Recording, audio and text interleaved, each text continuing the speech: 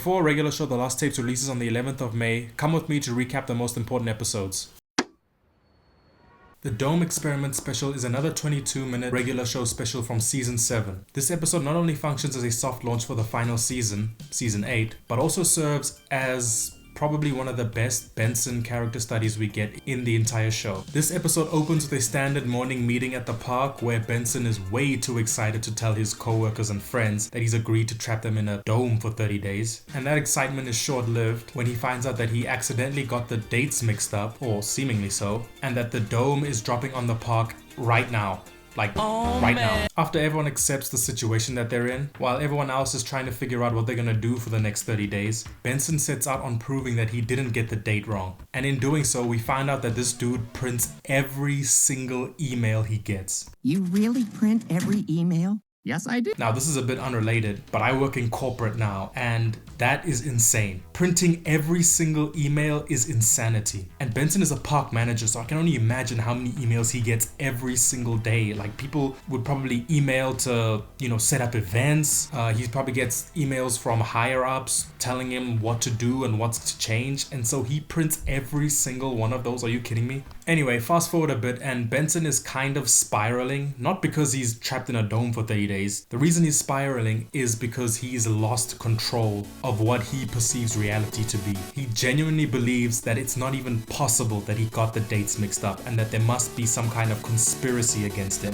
And he's right. But before we get into that, during this time, everyone else is learning to live off the land, and we get a mini High Five Ghost arc, an actual arc for this character for once. Look, man, I like Fives, but he doesn't get a lot, so when he gets something, you have to mention it. In pursuit of proving that he was right, Benson goes on a bit of an adventure, and it's during this adventure that we find out how big the park really is. And while everyone else seems to be having a relatively good time learning how to live inside a closed ecosystem, Benson has gone completely feral and basically lost his mind. Kind of, but not really.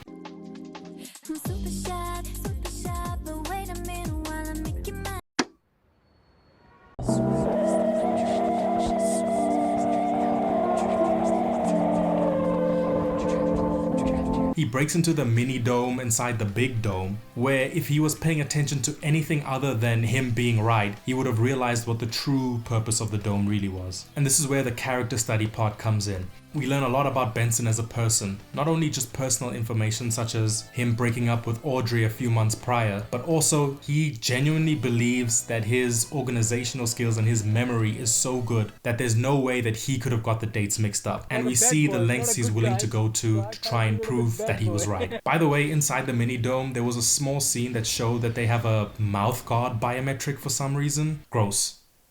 Super gross. After finding out the truth, Benson is put in an interrogation scene, a super creepy interrogation scene, like body snatchers, fake people, fake voices. You got Roger Craig, homie, the guy, Sonic dude, voicing Rigby. Yeah, it was super weird. Oh, that old thing? Never mind that. We see exactly what makes Benson such a good park manager, and we've seen it before, and that's his attention to detail. Hey, has that mirror always been there? That's the reason he believes he cannot have possibly made a mistake with the date. And it is through this attention to detail that he finds out that he's being interrogated, and it unravels all in a super creepy way. The whole thing is just super creepy, bro.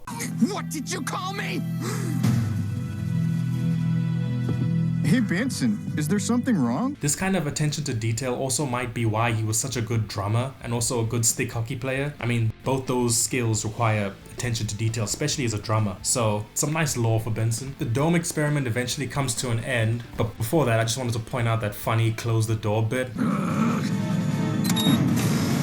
still make it, bros! I don't know why. I just found this really funny. Mr. Maylard reveals that this was all a test. He didn't actually get money from the government to lock not only his son, by the way, but his son and all his employees in the park for no reason or just for money. But no, we instead find out that he did it for a very important purpose that he doesn't really tell us, but we have all the clues for what it was for. I mean, we see it during Benson's investigations inside the mini dome. And even then, even after the experiment is over, Benson still only cares about being right. He basically forces Mr. Maynard to tell everyone that he was the one behind the fake email. And it's only then that Benson is finally happy. Since this was a very Benson-centric episode, I would say that the themes were mostly covered by his part of the story, and I believe the themes of this episode were espionage, freedom, a loss of control, and for the other park members, I'd say adaptation or resistance to adaptation on Benson's side, and adopting adaptation on the other park employees' side. The next episode I'll be covering will be Rigby's graduation day. It's another special, and it's very closely tied to this episode, so don't miss that one.